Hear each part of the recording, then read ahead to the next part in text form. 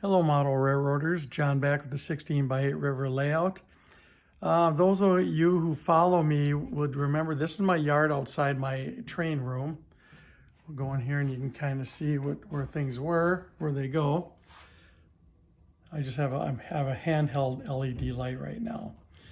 And then it comes through the wall right here. So what I've done is got rid of my city. And the reason I am holding the handheld light is because if I don't, look at all the shadows from the trees. It's hard to make a video with that. So I'm just holding this up. That shows it much more true. So what I did was I just took and made these little modules. They're cut foam, shaped, carved, smoothed, painted, and put static grass on them. If you kind of look, there's just an assortment of I got like 4 colors of static grass on them with some light ground foam in between. So anyways, and then of course all my homemade trees that you guys who follow me know what I make. So I'm just trying to get in there and show some of this. Anyways, what I did was I didn't want to commit and glue everything down in case I want to change it. And again, those of you who follow me know I change things a lot, and that's just the way I am, and it's the way I probably will always be, unfortunately. So what I've done is I make these modules fit in between the track areas. I pin them in. They're kind of permanent that way, not glued though. And I keep in this area kind of not really heavily landscaped, not a lot of gravel, because this is where this is out in our family room. Kids are down here. The first thing they want to do is put their hands up, and then they scrape some of the gravel off onto the carpet. So I'm probably just going to glue the track down once I am satisfied where it is. And by the way, I use code 83, and this is a 22-inch radius going into there.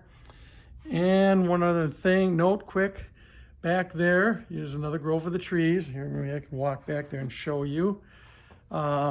These units here are sold, so they won't be here long, the BNSFs. But anyways, this right here, about the beginning of 5622, is going to have a hole coming through from the other side of the wall at some point, maybe not necessarily this year, but it will be coming through, and then this will make a continuous circle into the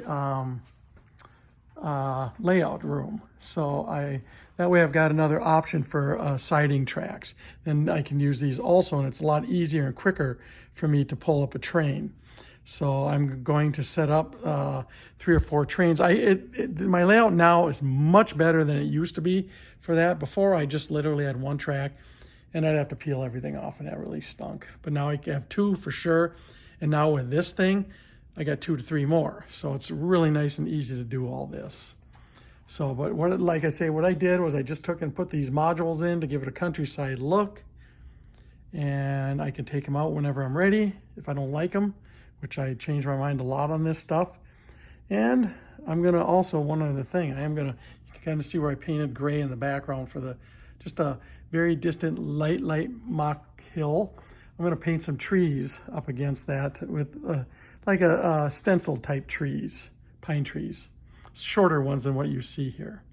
So I used a lot of my larger trees when I did this, and these things came out beautiful. These are nice trees. So anyways, I just wanted to show you what I did. I think it came out really nice, and it's clean. It's super reliable. Everything works good. No foul ups usually. I don't get no trains derailing or anything like that. I think it's going to be a nice little added area, and then without having all the buildings cluttering it up, I think it looks much better. So I'm just going to quick walk in here and let you see it really good up close. And I got my tower in here. It's a little bit more modern than what I should have for these era of trains I use. My Burlington Northerns are going to be my most current modern ones that I have. I love the older trains. So anyways, that's all I got. Let me know what you think. Thanks.